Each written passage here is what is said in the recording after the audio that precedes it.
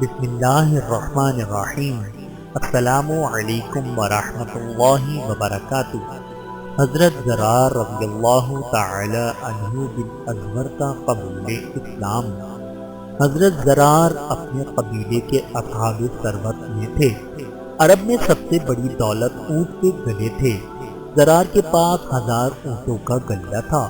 اسلام کے جذبے ولولہ میں تمام مال و دولت چھوڑ کر خالی ہاتھ آستان نبوی پر پہنچے۔